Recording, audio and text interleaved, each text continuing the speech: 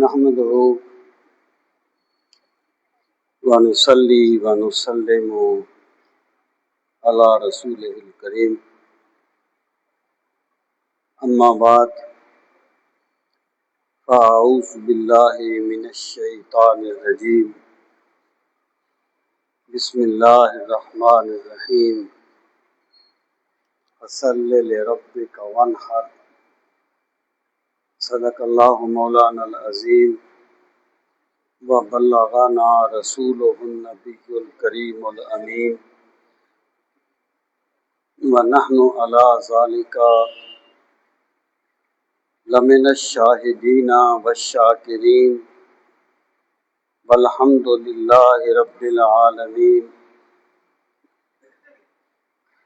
رب اشرح لي صدري ويسر لي أمري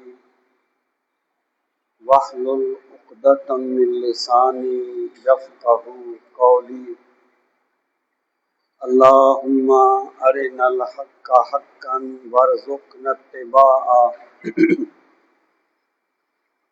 وارنا الباطل باطلا وارزقنا اجتنابه اللهم أرنا الأشجار كما هي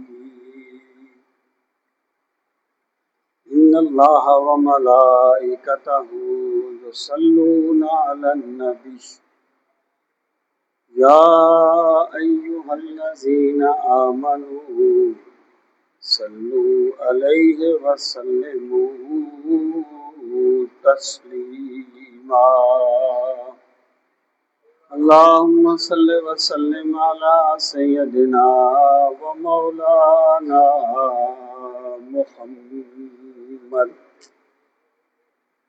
وعلى آل وأصحاب سيدنا ومولانا محمد وبارك وسلم عليه الصلاة والسلام عليك يا رسول الله وعلى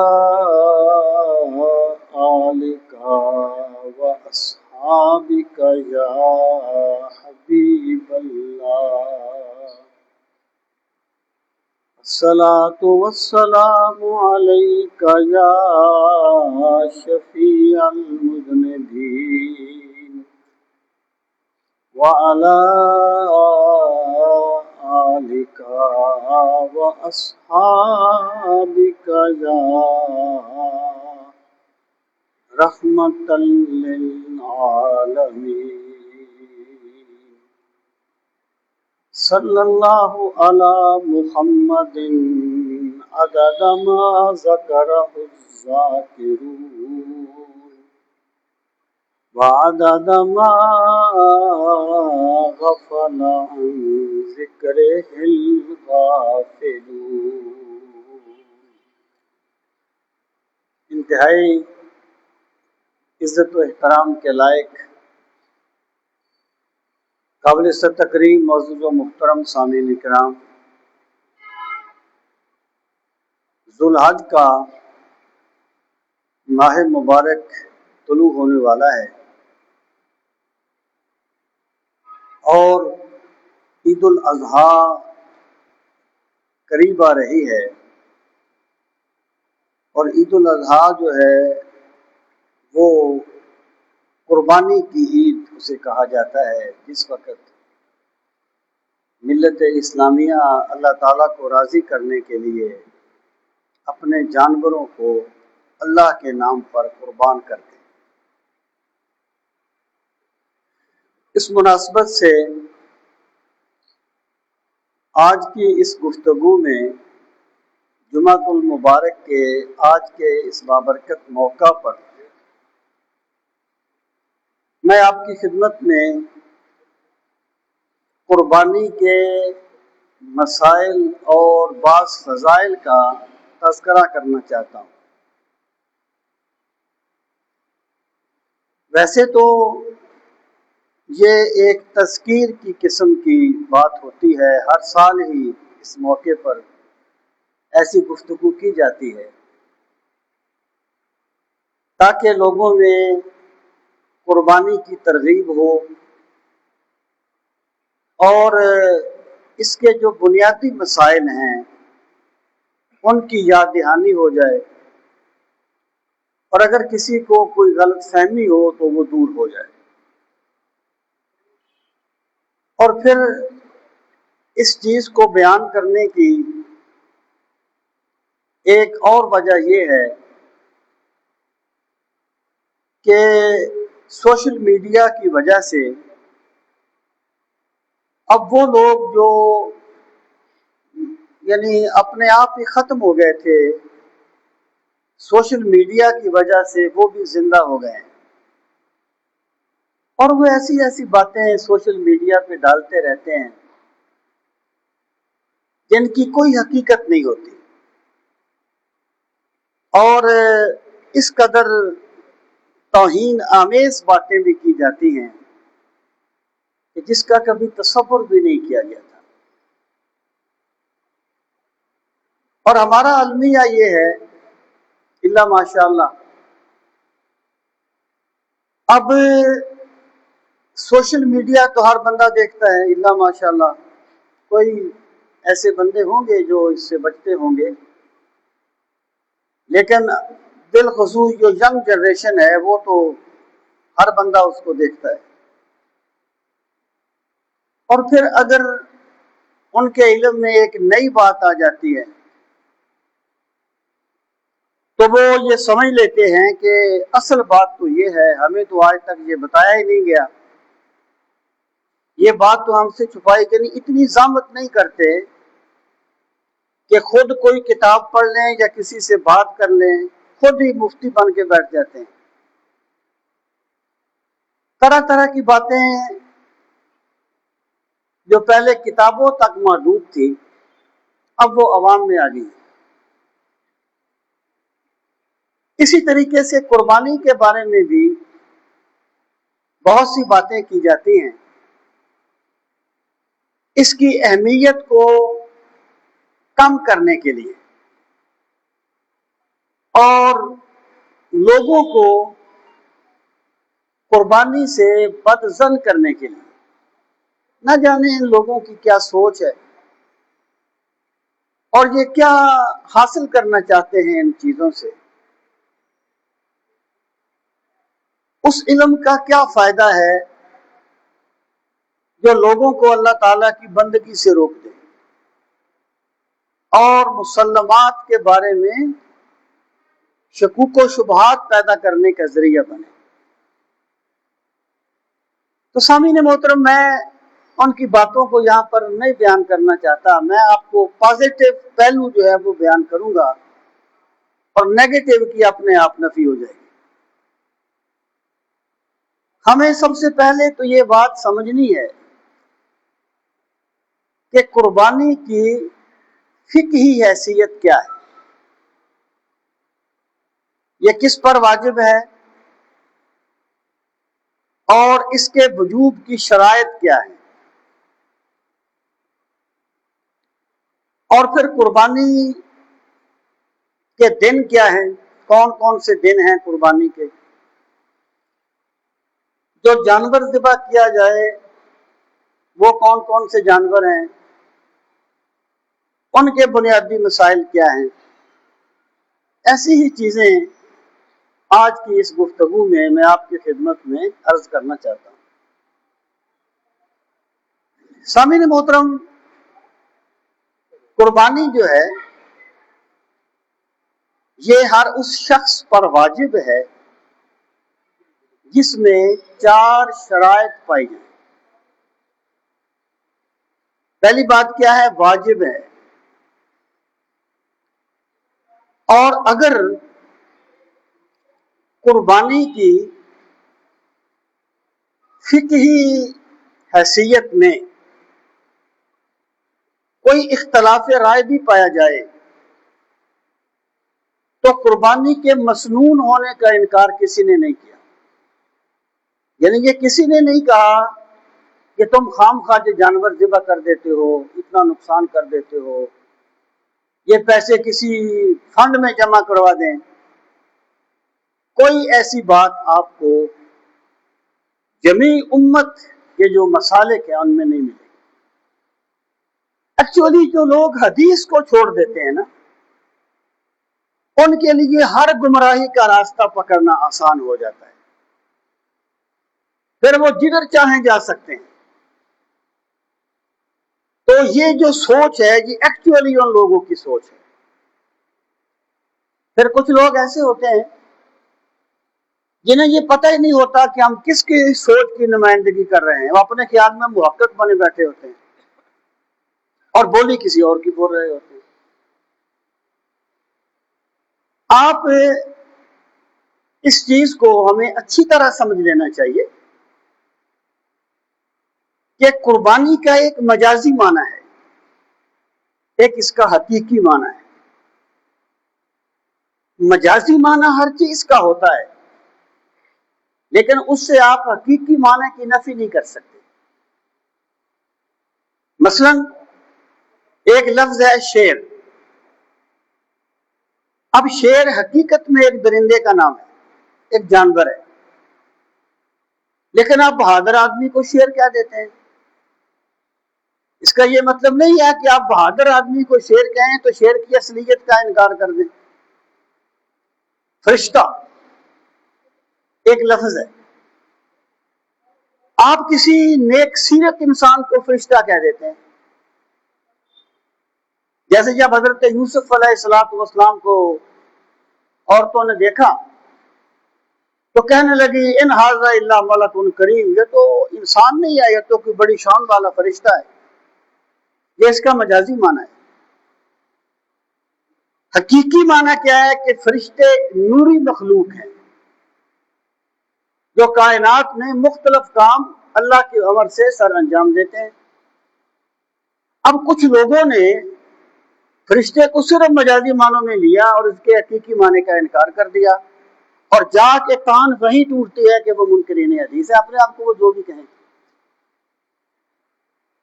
سامعین محترم، قربانی کا جو لفظ ہے نا، اس کا مادہ ہے قرب، قاف را اور بے. قرب، قرب کا معنی ہوتا ہے نزدیکی. یعنی لغت میں آپ کہتے ہیں اس نے قوم کے لیے بڑی قربانی دی ہے. یعنی یہاں پر قربانی مجازی معنی میں ہے کہ اس نے قوم کے لیے بڑی خدمات سر انجام دی. اس نے اپنا وقت قربان کیا ہے، اس نے اپنی پیسہ قربان کیا ہے. یہ مجازی معنی میں. تو لفظی معنی میں ہر وہ چیز جو بندے کو اللہ کا قرب عطا کر دے اسے لغت میں قربانی کہتے ہیں. یعنی ایک بندے نے کوئی صدقہ کیا ہے اللہ تعالیٰ کو راضی کرنے کے لیے، یہ بھی لغوی معنی میں قربانی ہوگا، اس نے اللہ کا قرب پانے کے لیے کیا ہے. قرآن مجید میں اس کا تذکرہ ہے. میں آپ سے عرض کرتا رہتا ہوں کہ حضرت آدم علیہ السلام کے دو بیٹے حابیل اور قابیل، ان کا جھگڑا ہوا ایک بات میں. تو انہیں کہا گیا کہ تم قربانی کرو، جس کی قربانی کو اللہ نے قبول کر لیا یہ چیز اس کو مل جائے گی. اب جو قابیل تھا یہ کھیتی باڑی کرتا تھا، قابیل کھیتی باڑی کرتا تھا اور حابیل ریوڑ چراتا تھا بھیڑ بکریوں کا. تو حابیل نے ایک بڑا عمدہ جانور اللہ کے راستے میں قربان کیا، اور جو قابیل تھا اس نے کوئی فصل، کوئی ردی قسم کی فصل جو ہے وہ صدقہ کر دی. اب اللہ پاک فرماتا ہے اذ قربا قربانا فتقبل من احدهما ولم يتقبل من الاخر. کہ جب ان دونوں نے قربانی کی، اس قربا قربان، جب ان دونوں نے قربانی کی تو ایک کی قربانی قبول ہو گئی، دوسرے کی قبول نہیں ہوئی۔ اب پہلی بات تو یہ ہے کہ انہیں پتہ کیسے چلا کہ اس کی قبول ہوئی ہے یا قبول نہیں؟ ہم کوئی عمل کرتے ہیں، ہمیں کیا پتہ قبول ہوا ہے کہ نہیں ہوا؟ تو یا تو حضرت آدم اللہ تعالیٰ کے پیغمبر ہیں، وہی کے ذریعے سے ان کو علم ہو گیا ہوگا، یا بعض روایات میں آتا ہے کہ جس کی قربانی کو اللہ تعالیٰ قبول کر لیتا تھا اسے آسمانی آگ آ کے کھا جاتی تھی۔ اب جو بات میں عرض کرنا چاہتا ہوں، دونوں نے جانور ذبح نہیں کیا تھا، ایک نے اپنی فصل کو صدقہ کیا تھا، ایک نے جانور کو ذبح کیا تھا، لیکن اللہ پاک نے دونوں کو قربانی کہا، لیکن یہ اس کا لفظی معنی ہے، اصطلاحی معنی نہیں۔ اس چیز کو کبھی نہیں بھولنا چاہیے۔ لفظی معنی مثلا صلات کا لفظی معنی کیا ہے؟ دعا مانگنا، کسی چیز کو کسی جگہ پر داخل کر دینا، گھوڑے کو دوڑا کے آگے لے جانا، یہ لفظی معنی ہے۔ لیکن شریعت میں صلات سے مراد کیا ہے؟ نماز پڑھنا۔ اگر ایک بندہ یہ کہے کہ جی صلات کا معنی دعا مانگنا ہے، میں نے دعا مانگ لی لہذا میں نے اقیم الصلاۃ پہ عمل کر لیا، اس کی یہ بات غلط ہوگی، کیونکہ اعتبار اصطلاحی معنی کا ہوتا ہے، لفظی معنی کا نہیں ہوتا، اور یہ فرق نہ کرنے کی وجہ سے بڑی بڑی گمراہیاں پھیلی ہیں۔ تو قربانی لغت میں ہر وہ چیز ہے جو بندے کو اللہ کا قرب دے، اور شریعت میں کیا ہے؟ شریعت میں قربانی کسے کہا جائے گا؟ اللہ کی رضا کے لیے مخصوص بندے کا مخصوص جانور کو مخصوص دنوں میں ذبح کرنا قربانی کہلاتا ہے۔ مخصوص شخص کا مخصوص دنوں میں مخصوص جانور کو ذبح کرنا یا کروانا شریعت میں قربانی کہلاتا ہے۔ اس سے مراد کیا ہے؟ پہلی بات یہ کہی کہ مخصوص شخص کا، اس سے مراد یہ ہے کہ وہ شخص ایسا ہو جو قربانی کرنے کا اہل ہو۔ اگر یہ بندہ مسلمان ہی نہیں ہے، وہ خدا کو مانتے نہیں ہے، وہ اسلام ہی اس نے قبول نہیں کیا، تو وہ جانور ذبح کرے گا بھی تو شریعت میں اس کے جانور ذبح کرنے کو قربانی نہیں کہا جائے گا۔ یہ مخصوص شخص ہے۔ مخصوص دنوں سے کیا مراد ہے؟ جو قربانی کی ایام ہیں، 10، 11 اور 12 میں بعد میں عرض کروں گا۔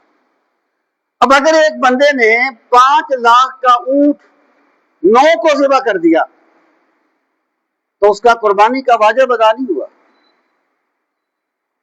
کیونکہ قربانی کا دن ہی نہیں تھا۔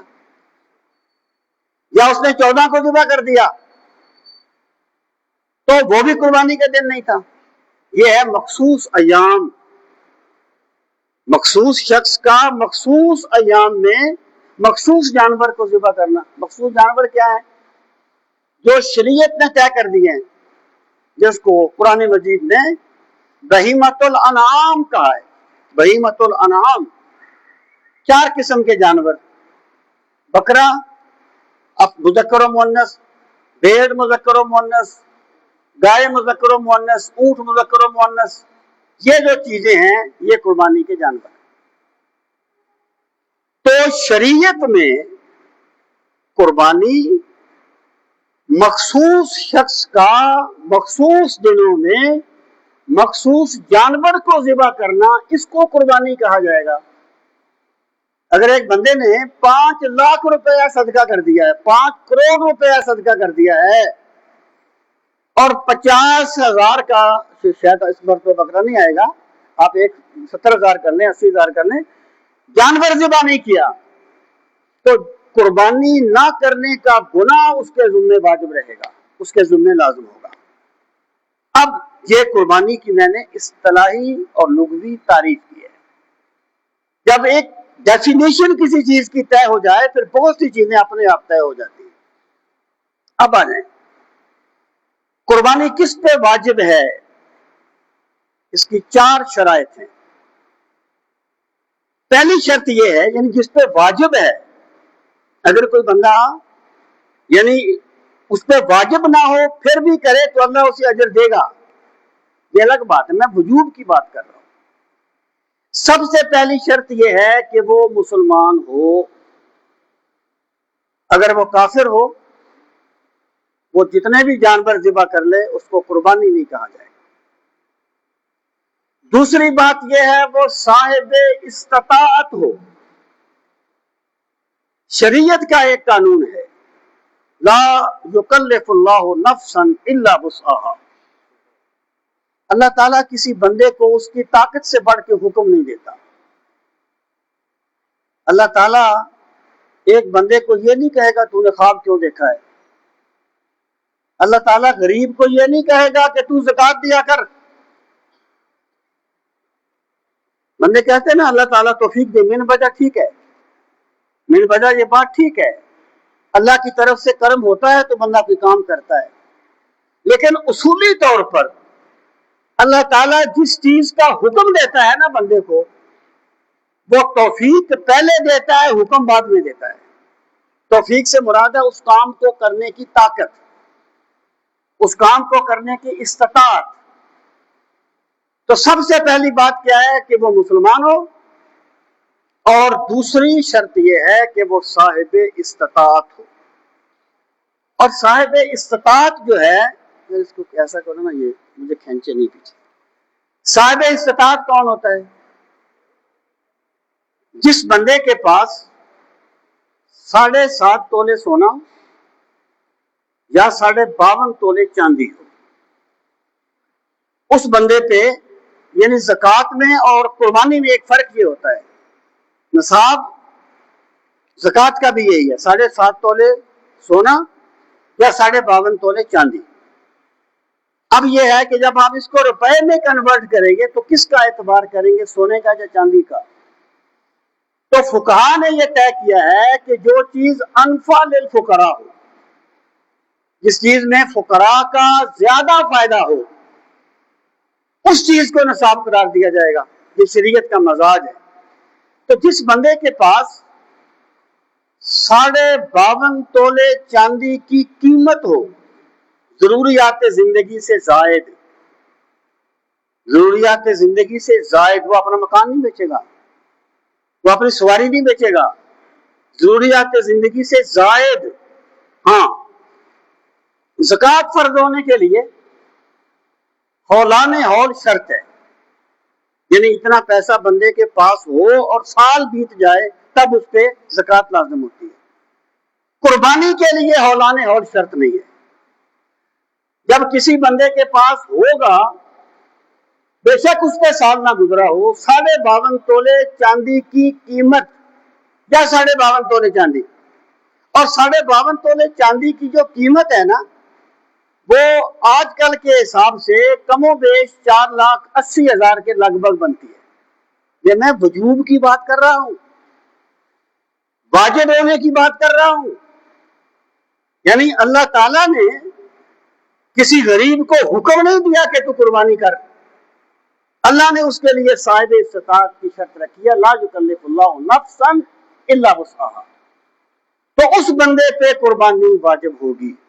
اب اسی سے آپ بات کو سمجھ لیں، جس طریقے سے نماز مجھ پہ واجب ہے نا، میں ہی پڑھوں گا تو ہوگی، میرے بیٹے پہ واجب ہے نا، میرا بیٹا پڑھے گا تو اس کی ہوگی، میرے پڑھنے سے میرے گھر کی نماز نہیں ہوگی۔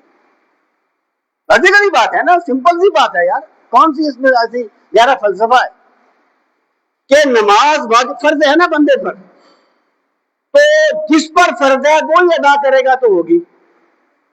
تو یہ فلسفہ کہاں سے آ گیا جی کہ قربانی اگر ایک بندہ بھی کر لے پورے خاندان میں سے تو سب کی ہو جاتی ہے؟ جب واجب ہے صاحب استطاعت پر، تو پھر جو صاحب استطاعت ہوگا اس پر قربانی واجب ہوگی۔ ایک گھر میں ممکن ہے کوئی بھی نہ ہو، ممکن ہے خاندان میں کوئی بھی نہ ہو، اور ممکن ہے ایک گھر میں 5 بندے صاحب نصاب ہو، تو بہت سے فیصلے ایسے ہوتے ہیں جو بندے کا ضمیر کرتا ہے. جوائنٹ فیملی میں بہت سے معاملات پیش آتے ہیں، لیکن بندہ مت بھولے کہ میرے ہیلے بہانے یہاں تو چل سکتے ہیں، اس حکم الحاکمین کی بارگاہ میں مجھے جواب دینا ہوگا. تو جتنے بندے صاحب استطاعت ہوں گے ان پر قربانی واجب ہوگی. ہاں، وہ تیسری شرط یہ ہے کہ وہ مقیم ہو. اگر کوئی بندہ مسافر ہے نا، حالت سفر میں ہے، اس پر قربانی واجب نہیں ہوگی. اور اس کے گھر والوں پر یہ بھی لازم نہیں ہوگا کہ وہ اس کی طرف سے قربانی کریں، کیونکہ وہ سفر میں ہے، مسافر پر قربانی نہیں ہوتی. اور چوتھی بات یہ ہے کہ وہ آزاد ہو. غلام پر بھی قربانی واجب نہیں ہوتی. اگر کوئی کر لیتے سبحان اللہ. ایک صاحب کو میں نے سنا،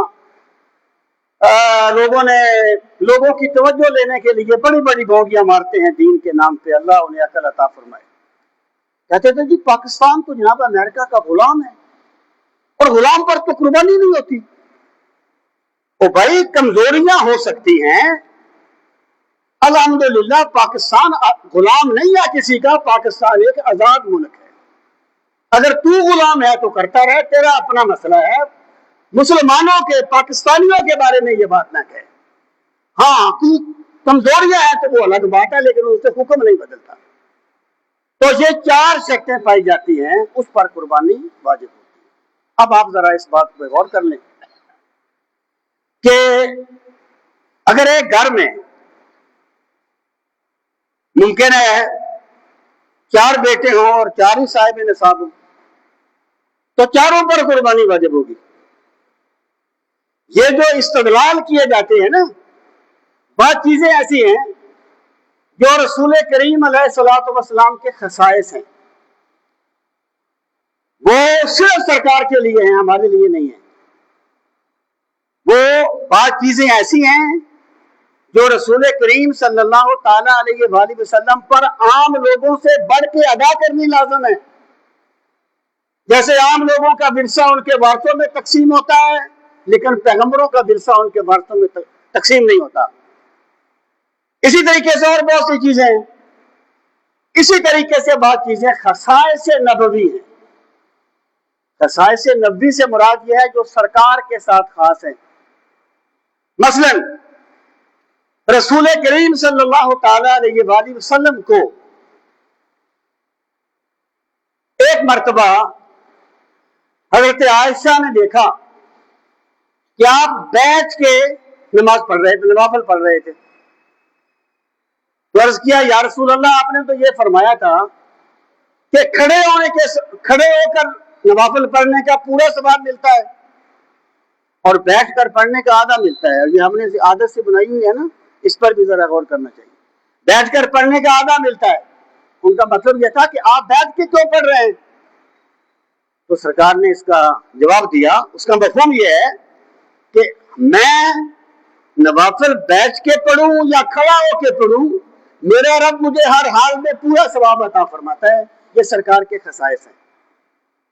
اب اس سے ایک روایت میں آتا ہے کہ رسول کریم صلی اللہ تعالی علیہ وآلہ وسلم نے 2 دمبے ذبح فرمائے، اور آپ نے ایک کے بارے میں فرمایا کہ یہ میری طرف سے ہے، اور فرمایا یہ میری پوری امت کی طرف سے ہے.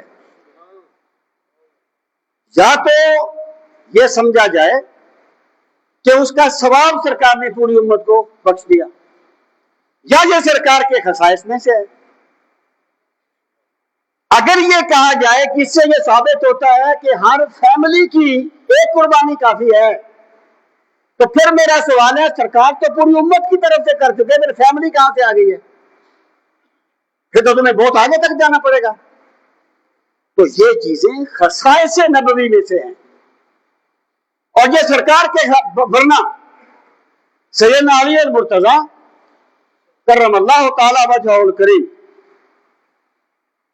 2 قربانیاں کیا کرتے تھے. آپ فرماتے تھے یہ قربانی میری طرف سے ہے اور یہ میرے محبوب کریم صلی اللہ تعالی علیہ وآلہ وسلم کی طرف سے ہے. بھائی اگر ایک قربانی ہی کافی تھی تو سیدنا علی 2 کیوں کرتے تھے؟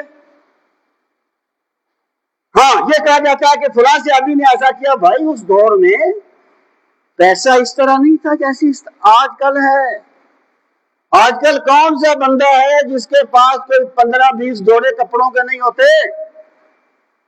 ہم اس بات کو کیوں بھول گئے؟ اس وقت خلیفہ وقت 24 لاکھ مربع میل کے خلیفے کے پاس جو ایک جوڑا کپڑوں کا تھا جس پر پیبند لگے ہوئے تھے، وہ دور وہ نہیں تھا. ممکن ہے ایک صحابی، بہت بڑے صحابی ہیں، ان کے پاس استطاعت ہی نہ انہوں نے نہیں کی. اس سے یہ استدلال کر لینا کہ ایک فیملی کی قربانی ایک کافی ہوتی ہے، یہ لوگوں کو دین سے بدگمان کرنے کا منصوبہ ہے. اس کا حقیقت کے ساتھ کوئی تعلق نہیں ہے. سامعین محترم، میں یہ عرض کر رہا تھا کہ جتنے بندے صاحب نصاب ہوں گے ان پر قربانی واجب ہوگی. ایک بات یہ کہ اگر ایک بندہ صاحب نصاب ہے لیکن اس نے قربانی نہیں کی، قربانی کے ایام گزر گئے، اب اس پر لازم ہے کہ وہ قربانی کا جانور صدقہ، اگر وہ صاحب استطاعت ہے، اگر اس پر قربانی واجب ہے. ہاں میں یہ بات بھی عرض کر دوں کہ واجب تو اسی پر ہے جس میں یہ چیزیں پائی جائیں. اب آپ خود اندازہ لگا لیں کہ اللہ نے اپنے بندوں پر کوئی مشقت نہیں کی. اللہ تعالیٰ نے لا یکلف اللہ نفسا الا وسعها، لیکن بندہ اپنی زندگی میں بہت سے کام کرتا رہتا ہے، اپنی مشکل برداشت کر کے بھی کرتا رہتا ہے. اگر کوئی بندہ صاحب استطاعت نہیں ہے، اس پر قربانی واجب نہیں ہے، لیکن وہ قربانی کر سکتا ہے تو اسے کرنی چاہیے، کیونکہ رسول کریم صلی اللہ تعالی علیہ وسلم کا طریقہ مبارک یہ تھا کہ آپ نے کبھی اپنے لیے مال جمع نہیں کیا تھا. صحابہ کرام فرماتے ہیں کہ اگر لاکھوں درہم و دینار بھی آ جاتے تو سرکار جب تک انہیں غربا میں تقسیم نہیں کر دیتے تھے اپنے گھر تشریف نہیں لے جاتے تھے. اگر کبھی تقسیم نہیں ہوتے تھے تو سرکار مسجد میں آرام فرماتے تھے. اور کبھی بھی آپ فقہی اعتبار سے وہ نبوت کی شان الگ چیز ہے، اگر چاہیں تو پہاڑ سونا بن جائیں وہ الگ شان ہے، اس کی میں بات نہیں کر رہا، میں مادیات کی سطح پہ بات کر رہا ہوں. کبھی آپ صاحب نصاب نہیں ہوئے کیونکہ آپ نے اپنے لیے کچھ رکھا ہی نہیں. ہم اس بات کو کیوں بھول گئے کہ جب رسول کریم علیہ الصلوۃ والسلام کا وصال مبارک ہوا اس وقت 15 لاکھ مربع میل پہ آپ کی ظاہری حکومت بھی تھی. نبوت کی شان الگ ہے،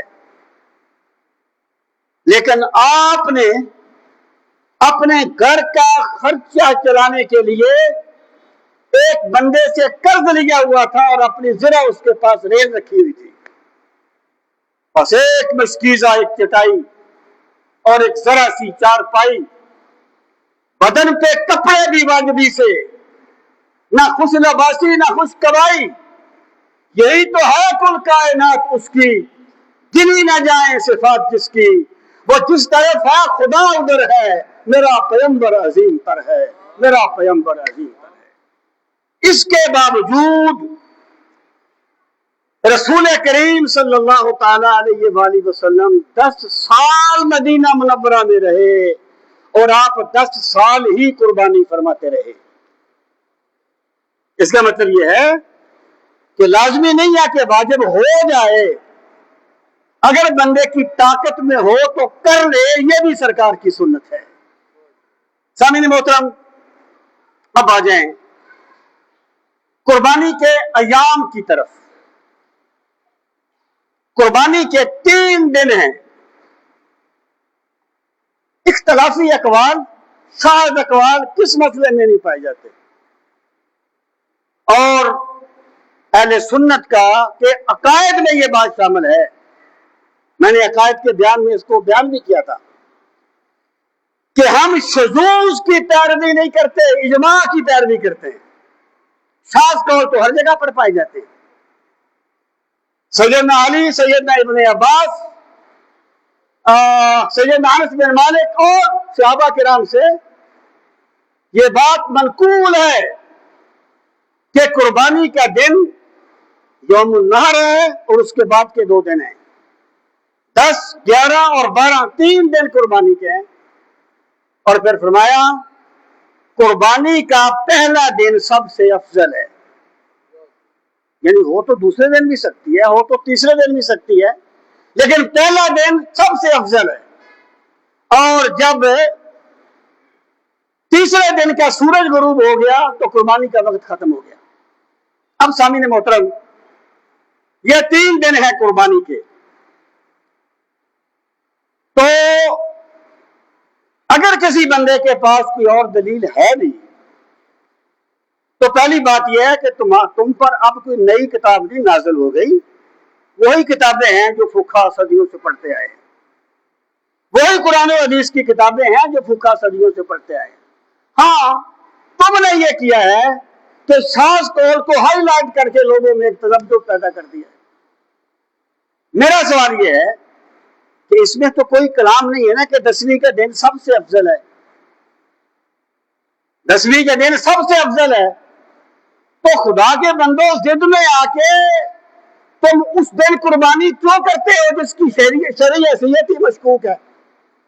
یعنی 11، 12 کو ہو جاتی ہے، 13 کو تو ہوتی نہیں ہے، کم از کم ہمارے نزدیک نہیں ہوتی، تو ایک ضد میں آ کر افضل چیز کو چھوڑ کر مشکوک چیز کو اختیار کرنا، یہ کہاں کا انصاف ہے اور یہ کہاں کی اللہ تعالیٰ کی محبت کا بھی تقاضا ہے؟ سامعین محترم، اس تناظر میں ایک اور بات میں آپ سے عرض کرنا چاہتا ہوں اور وہ بہت ضروری ہے۔ میں نے کبھی اس کو بیان نہیں کیا تھا کیونکہ کبھی کسی نے پوچھا ہی نہیں تھا۔ اصل میں جب لوگ پوچھتے ہیں نا تو پھر ذرا ہمارے بھی علم میں اضافہ ہوتا ہے، پھر ہم اس کی وہ اسٹڈی وغیرہ کرتے ہیں یا ڈسکس کرتے ہیں۔ دیکھیں، قربانی کے لیے خود پاس موجود ہونا بہتر ہے۔ اس بندے کی قربانی ہو نا، اس کے لیے بہتر ہے کہ وہ خود پاس موجود ہو، لیکن قربانی میں نیابت بھی صحیح ہے، یعنی بندہ کسی کو اپنا نائب بھی مقرر کر سکتا ہے۔ مثلا ایک بندہ کسی اور ملک میں ہے،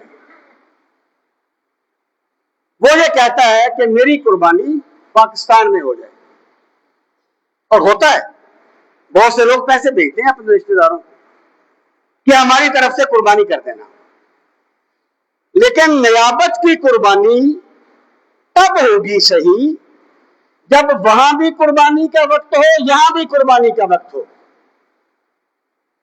یعنی آپ فرض کیجئے گا کہ جہاں پر چاند کی یا ذوالحج کی 9 تاریخ ہے اور وہ بندہ کسی ایسے ملک میں ہے یہاں پر 10 ہے، اور وہ کہتا ہے جی میں تو یہاں ہوں، یہاں پر تو 10 ہے، تو میری طرف سے قربانی کر دو، تو اس کی طرف سے قربانی کی گئی صحیح نہیں ہوگی، کیونکہ ابھی یہاں قربانی کا وقت ہی نہیں آیا۔ اگر فرض کیجئے گا کوئی ملک جو ہے وہ 2 دن آگے پیچھے ہے، یعنی یہاں پر 10 ہے، ممکن ہے وہاں پر 12 ہو، یا وہاں پر 10 ہو یہاں پر 12 ہو، تو اگر اس کی قربانی کرنی ہے تو 10 کو کی جائے گی، 11 کو نہیں کی جائے گی، کیونکہ وہاں پر 12 ہو چکی ہے، وہاں پر 12 تاریخ ہو چکی ہے، وہاں پر اگلے دن، یہاں پر جب اگلا دن آئے گا 11 تو وہاں پر 13 ہوگی، 11 وہاں پر 13 ہوگی، تو وہاں سے قربانی کا وقت ختم ہو چکا ہوگا۔ اس لیے قربانی میں نیابت صحیح ہے، لیکن یاد رکھنا کہ چیزوں کے وجوب کے کچھ اسباب ہوتے ہیں۔ مثلا عصر کی نماز اس وقت ہم پہ فرض نہیں ہے، یعنی اگر کوئی بندہ عصر کی نماز سے پہلے پہلے اللہ پاک سب کو صحت سلامتی والی زندگی نصیب فرمائے، دنیا سے چلا جائے تو اللہ تعالیٰ اس سے یہ نہیں پوچھے گا تو عصر کی نماز کیوں نہیں پڑھی تھی، حالانکہ حکم تو موجود ہے نا 5 نمازوں کا. لیکن نماز کب واجب ہوتی ہے؟ جب نماز کا وقت شروع ہو جاتا ہے. جب نماز کا وقت شروع ہو گیا تو نماز واجب ہو گئی.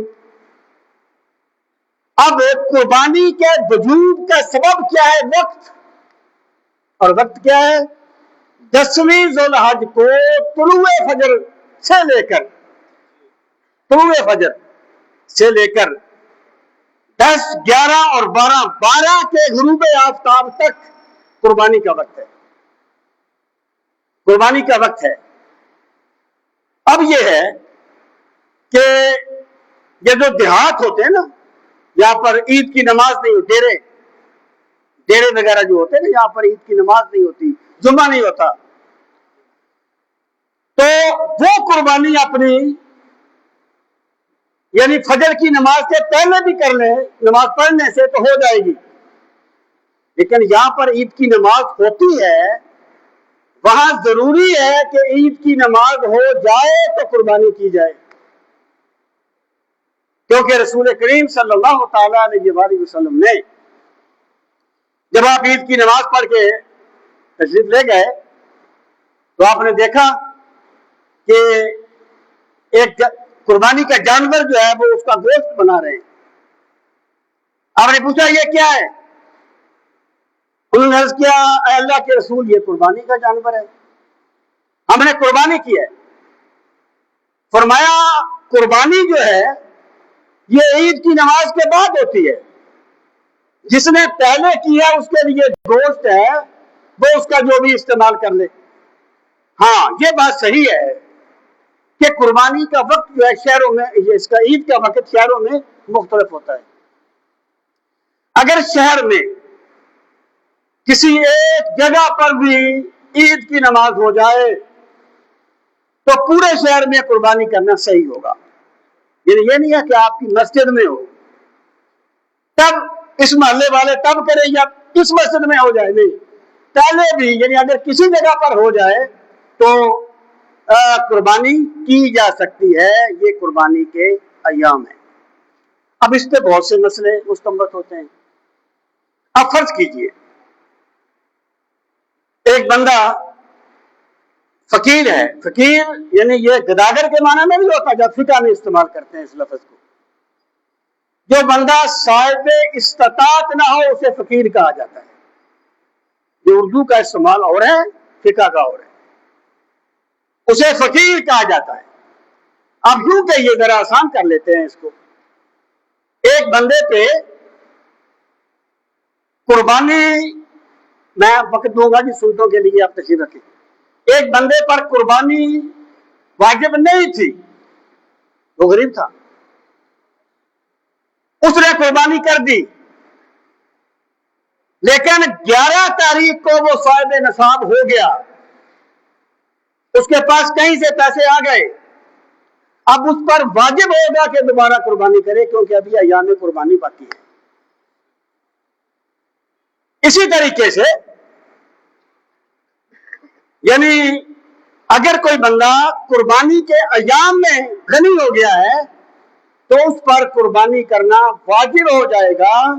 بے شک وہ 10 کو فقیر تھا، اگر 11 یا 12 کو غنی ہو گیا ہے تو اس پر قربانی کرنا ضروری ہوگا. اب سامعین محترم، یہ قربانی کے ایام ہیں. اب آ جائیں قربانی کے جانوروں کی طرف. شریعت نے قربانی کے جو جانور طے کیے ہیں، جو متعین کیے ہیں، میں نے عرض کیا وہ 4 قسم کے ہیں. ایک یعنی بکری یا بکرا دونوں مذکر مؤنث. ایک گائے، یہ بھیڑ جو ہوتی ہے، بھیڑ، اس میں اس کے دونوں قسم کے، بھیڑ بھی اور جس کو وہ جو دمبا ہوتا ہے، یہ جس کی چکتی ہوتی ہے، 2 قسم کے ہوتے ہیں نا یہ جانور. اور تیسرا گائے مذکر یا مؤنث، اور چوتھا اونٹ مذکر یا مؤنث. یعنی نیل گائے کی قربانی نہیں ہوگی، اب کوئی بندہ یہ کہے کہ جناب میں لڑائی والا 2 لاکھ کا مرغا ذبح کرتا ہوں تو یہ قربانی نہیں ہوگی. قربانی کے جانور شریعت نے طے کر دیے. اور جو بکرا یا بکری ہے یہ جب اس نے یعنی 10ویں کو قربانی کے وقت 1 سال کا ہونا چاہیے. 1 سال کا ذات سنہ 1 سال کا ہونا چاہیے. اور جو دمبا ہے دونوں قسم کا راجے قول کے مطابق وہ بھی 1 سال کا ہونا چاہیے. لیکن اگر وہ صحت مند ہے وہ نسبتاً زیادہ جلدی پلتا ہے تو وہ اگر 6 مہینے کا ہو اور دیکھنے میں سال کا لگے تو اس کی بھی قربانی صحیح ہوتی ہے. لیکن اس پر آپ بکرے کو قیاس نہیں کر سکتے. یعنی آپ یہ نہیں کہہ سکتے کہ 6 مہینے کا دمبا جائز ہے تو 6 مہینے کا بکرا میرا بکرا ہے تو 6 مہینے کا لگتا 5 سال کا ہے. پاسبل ہے ایسا ہو. لیکن شریعت کے جو احکامات ہوتے ہیں نا وہ محض عقل پر ڈیپینڈ نہیں کرتے, وہ وہی پر ڈیپینڈ کرتے ہیں. شریعت امر تعبدی ہے, امر عقلی نہیں ہے. اس میں فائنل اتھارٹی امر تعبدی ہے, امر عقلی نہیں ہے. غالباً حضرت ابو بردہ تھے رضی اللہ تعالیٰ عنہ, یہی تھے, صحیح مسلم کی جو روایت ہے. انہوں نے اپنا جانور جو تھا نا قربانی کا وہ عید کی نماز پڑھنے سے پہلے ذبح کر لیا. تو سرکار نے فرمایا اپنا جانور دوبارہ ذبح کر کیونکہ تیری قربانی نہیں ہوئی. اس سے ایک چیز یہ ثابت ہوتی ہے کہ قربانی کرنا واجب تھا. اگر کوئی نفلی صدقہ ہوتا اور کسی وجہ سے نہ ہوتا تو سرکار اسے لوٹانے کا حکم نہ دیتے. جسے دہرانے کا حکم دیا جائے یہ وجوب کی دلیل ہوتا ہے. تو حضرت ابو بردہ رضی اللہ تعالی عنہ نے عرض کیا یا رسول اللہ صلی اللہ علیہ وسلم میرے پاس ایک 6 مہینے کا بکرا ہے. اب یاد رکھنا کہ اگر میں وہ الفاظ بولوں تو وہ یہ ہوں گے کہ سرکار کی حیثیت صرف شارع کی نہیں ہوتی, شارع کی ہوتی ہے. یعنی اللہ تعالیٰ نے سرکار کو خصوصی اختیارات بھی عطا فرمائے ہیں. جیسے آپ نے روزہ توڑنے والے صحابی سے کہہ دیا تھا کہ یہ صدقہ تو کھا اور تیرے بچے کھائیں تیرا کفارہ ادا ہو گیا. اور دنیا کا کوئی مفتی یہ نہیں کہہ سکتا, یہ سرکار کا اختیار ہے. اسی کو خصائص نبوت کہا جاتا ہے. تو رسول کریم علیہ الصلوۃ والسلام نے فرمایا کہ ابو بردہ تم اسے ذبح کر لو, تیرے لیے جائز ہے لیکن تیرے بعد کسی کے لیے جائز نہیں ہے. یہ صحیح مسلم کی روایت ہے. تو یہاں ہم قیاس نہیں کریں گے کہ دمبا 6 مہینے کا اتنا بڑا ہو تو لگ سکتا ہے, بکرا کیوں نہیں لگ سکتا. یہاں سرکار کا حکم آ جائے گا, وہاں کوئی قیاس نہیں چلے گا. سامعین محترم, اور جو گائے ہے یہ 2 سال کی ہونی چاہیے اور اونٹ 5 سال کا ہونا چاہیے. اور صحابہ کرام فرماتے ہیں کہ رسول کریم صلی اللہ تعالی علیہ وسلم نے فرمایا کہ چھوٹا جانور ایک کی طرف سے ہوگا, والبدنا والبقرہ عن السبع, اونٹ اور گائے 7 بندوں کی طرف سے اس کی قربانی ہو سکتی ہے. یہ جو 7 بندے ہیں نا اونٹ میں یا گائے میں, مذکر یا مؤنث, یہ زیادہ سے زیادہ حد ہے. یعنی کوئی بندہ 8 نہ کر لے کہ میرا جو میری جو گائے ہے وہ تو 25 من کی ہے تو میں 8-10 بندے ہو جاتے ہیں. نس یہاں پر آ جائے گی نا. شریعت امر تعبدی ہے, امر عقلی نہیں ہے. امام اعظم ابو حنیفہ سے پوچھا گیا کہ قربانی اللہ کے نام پہ جانور ذبح کرنے کا نام ہے تو گائے میں بھی تو ایک ہی روح ہوتی ہے نا, 7 تو نہیں ہوتی. ऊंट में भी तो एक रूह होती है, 7 नहीं होती, तो 7 की तरफ से क्यों जायज है? उन्होंने फरमाया क्योंकि रसूल करीम अलैहिस्सलाम ने फरमा दिया कि ये 7 की तरफ से जायज है। यहां सरकार का हुक्म आ जाता है, वहां हम क्यास नहीं किया करते, वहां क्यास नहीं चलता।